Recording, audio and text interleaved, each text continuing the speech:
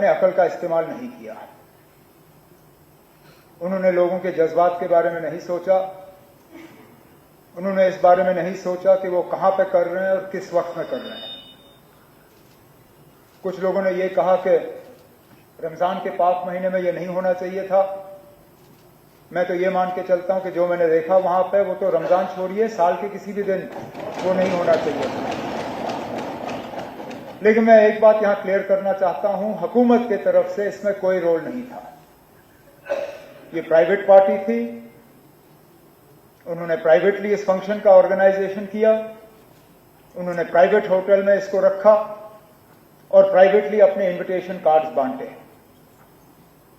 हुकूमत से कोई इजाजत नहीं मांगी गई, हुकूमत से कोई पैसे नहीं लिए गए, सरकारी इंफ्रास्ट्रक्चर कोई इस्तेमाल नहीं हुआ और सारे सरकारी अफसर इसमें थे नहीं।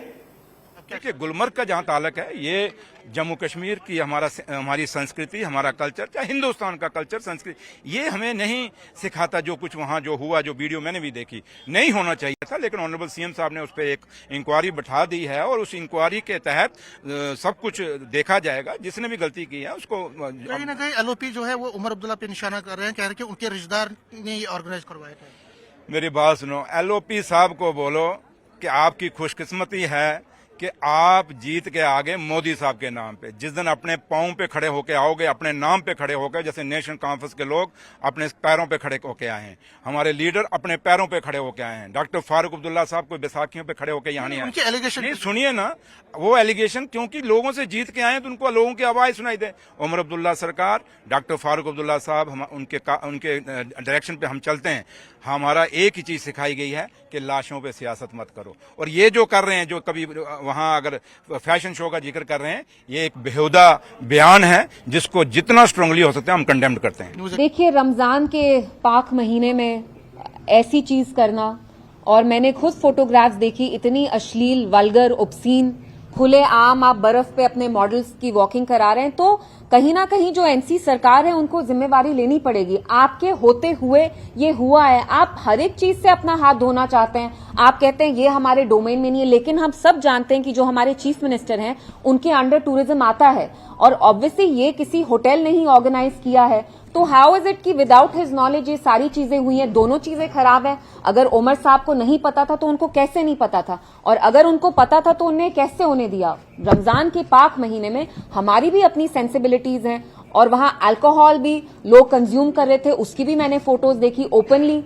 स्कीज पे, स्लोप्स पे कैटवॉक हो रहा था, आपने खुद देखा कपड़े कैसे थे, they were hardly even dressed properly.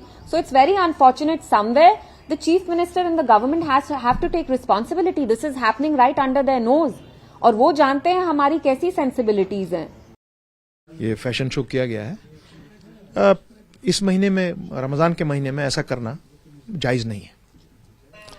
हालांकि ऐसे शोज करना उस लेवल के जम्मू कश्मीर की धरती पे ठीक नहीं है। और जहां तक ताल्लुक यह है कि ये जी प्राइवेट किया गया है, मैं इतना ही कहूं कि जम्मू कश्मीर में कुछ भी प्राइवेट नहीं है। जब तक सरकार का आपको परमिशन ना हो, लोकल अथॉरिटी का परमिशन ना हो, आप तो वहां एक कुर्सी दूसरी जगह हिला नहीं सकते, शिफ्ट नहीं कर सकते हैं। आप एक ईंट कहीं इधर से उधर नहीं शिफ्ट कर सकते हैं। और दूसरी बात यह है कि ये जो आजकल ये आज सिर्फ आप गुलमर्ग को भी मत पकड़िए, जितने भी यहां ये ऐसे प्रोग्रामात किए जा रहे हैं, जो अब कोशिश की जा रही है कि हमारे कल्चर को आप उसको तहस नहस करना चाह रहे हैं, उसको आप पूरा उल्टा करना चाह रहे हैं, तो ये बहुत जगहों पर, ये पहलगाम में होता रह रहा है, श्रीनगर में मैंने बहुत जगह ये सुना और देखा है कि ऐसे होता है। हालांकि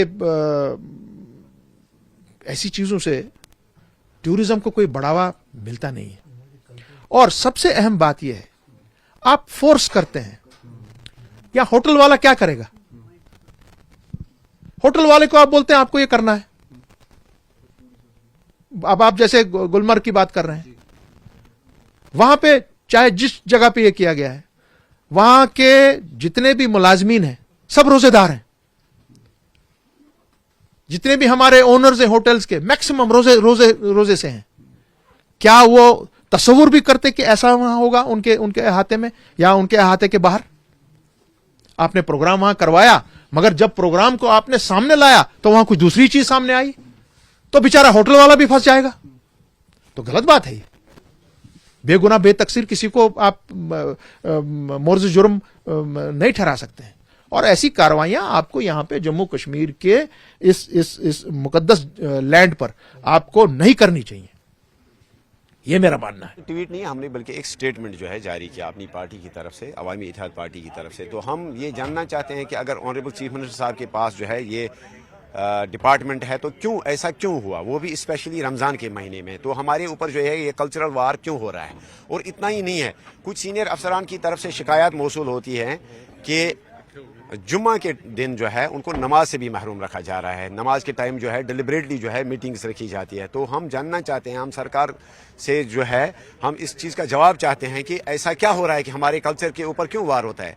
कभी कभार सिलेबस से जो है कुछ टॉपिक्स को निकाला जाता है, कभी कभार जो है हमारी लैंग्वेज के ऊपर जो है वार किया जाता है। तो आज ऐसा हुआ कि रमज़ान के महीने में इस तरह की शर्मनाक हरकत, तो हम चाहते हैं कि इसमें जो है कड़ी से कड़ी कार्रवाई होनी चाहिए। जी, इंक्वायरी का ऑर्डर दिया है ऑनरेबल चीफ साहब ने, और इंक्वायरी में जो भी जिम्मेवार पाए जाएंगे उनके खिलाफ कार्रवाई होगी। क्या लगता है मीरवाइज और सजालोन, क्या बाकी जो लोग हैं इस पर पॉलिटिक्स कर रहे हैं, कहीं ना कहीं वो भी कह रहे हैं कि रमजान का नहीं, पॉलिटिक्स करे या ना करे, लेकिन हमारा ये है कि गलत है, गलत जो है वो गलत है, उसको हम गलत कहेंगे। बाकी पॉलिटिक्स कौन कर रहा है कौन नहीं कर रहा है उससे हमें फर्क नहीं पड़ता है। लेकिन हम भी यही समझते हैं कि इस वक्त बहुत मुतब्बरक बरकत वाला महीना जो माह रमजान है, इसमें बल्कि होनी ही नहीं चाहिए, ना इसमें होनी चाहिए, ना इससे पहले ना इसके बाद। एक्शन होगी, डेफिनेटली होगी।